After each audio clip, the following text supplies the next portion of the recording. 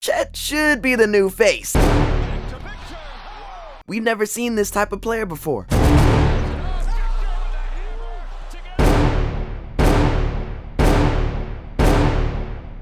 Okay, we get it. We got it wrong.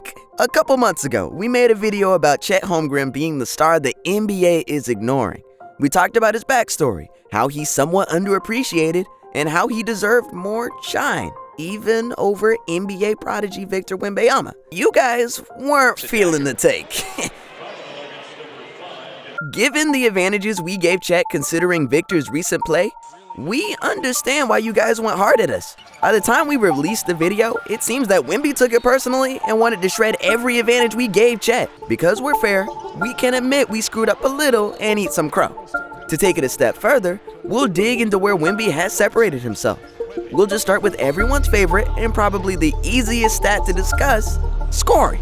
In our last video, one particular advantage that Chet had, and still maintains overall, was efficiency. Currently, Chet Holmgren is averaging around 17 points, 7.8 rebounds, and 2.7 assists per game, while shooting around 54% from the field and 40% from 3. Victor is averaging around 20 points, 10.2 rebounds, and 3.3 assists per game, with shooting around 46% from the field and 31% from 3. While Chet still shoots a higher percentage from the 3, Wemby's scoring output has increased to such a point to where we can't honestly devalue him because he's less efficient.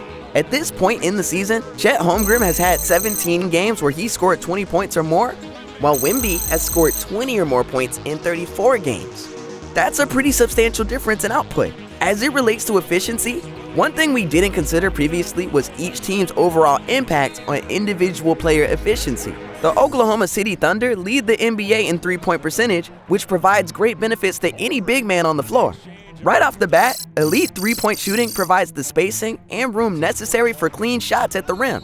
At one point during the season, the Thunder had 8 active players shooting above 39% from downtown. It can't get any better when you're a player of Chet's skill level because it allows him to get clean looks and utilize his physical advantages. Meanwhile, the Spurs' three-point shooting, or lack thereof, negates clean looks for Wemby. The Spurs are near the bottom of the league in three-point percentage. Wemby plays alongside frontcourt players who aren't able to consistently spread the floor.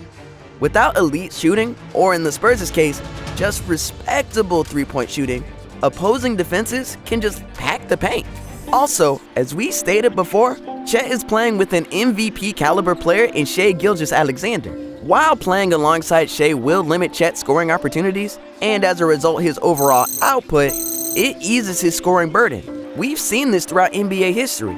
Take for example the Steph Curry and Kevin Durant Warriors back in 2017. In his final years with OKC, Durant shot 43% from the field and 28.2% from 3 during the 2015-2016 playoffs. The following playoffs, after joining Steph and Klay, KD shot an insane 55% from the field and 44% from 3 on his way to winning his first championship and Finals MVP. Kevin Durant has always been a scoring machine, but his efficiency went through the roof because a player like Steph Curry draws so much attention and creates cleaner looks. Add having Klay opposite of Steph, and it becomes unfair for whoever is guarding KD.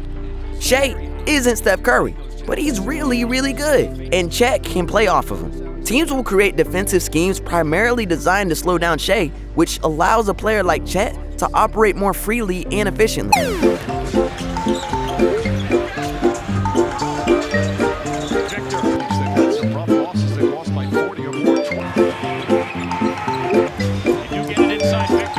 My thing with San Antonio, they got to get really busy this summer.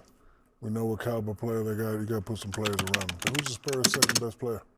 It's for sale, but they need a lot. That said, Victor has also made some separation on the defensive end. Averaging around 3.3 blocks per game, Wembanyama could become the youngest player in NBA history to lead the NBA in blocks. To Chet's credit, he's also averaging around 2.7 blocks per game. But Wemby has the edge because he has more total blocks as well. The last item we'll look at has to do with projection of the future. We didn't touch on it much in the last video, but thought it was important to mention this go around. Chet is almost 2 years older than Victor.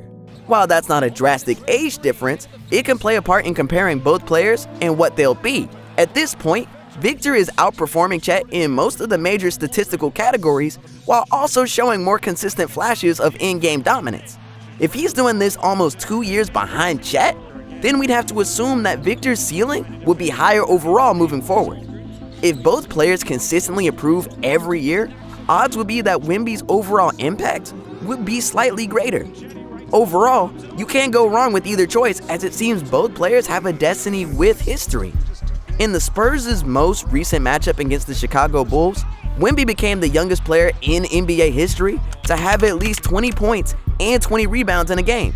He followed up and made more history against the Lakers, where he became the first player in NBA history to put up 30 points, 13 rebounds, 6 blocks, while making 4 3-pointers. And because he's an alien, Wemby also joined Michael Jordan as the only NBA player to ever post consecutive games with at least 5 blocks and steals. On the flip side, Holmgren made history versus the Houston Rockets on February 25th. He finished with a crazy stat line of 29 points, 8 rebounds, 7 assists, 3 blocks, and 5 3-pointers. He became the first rookie in NBA history to reach 150 plus blocks, 150 plus assists, and 100 plus 3-pointers made in a single season. Victor Wembanyama and Chet Holmgren are both generational talent, and it's been an interesting race for Rookie of the Year. In their most recent head-to-head matchup, Chet played well with 23 points, 7 boards, and 1 block, but Wemby had his imprint all over the game. He made momentum-shifting threes and made some huge defensive plays, including a huge block on Chet late in the game. Wemby would finish with 28 points, 13 rebounds, 5 blocks, and 5 threes. They have one more head-to-head matchup left, but at this point, Wemby has made it near impossible to go against them. What y'all think? Did we get it right this time? Let us know in the comments.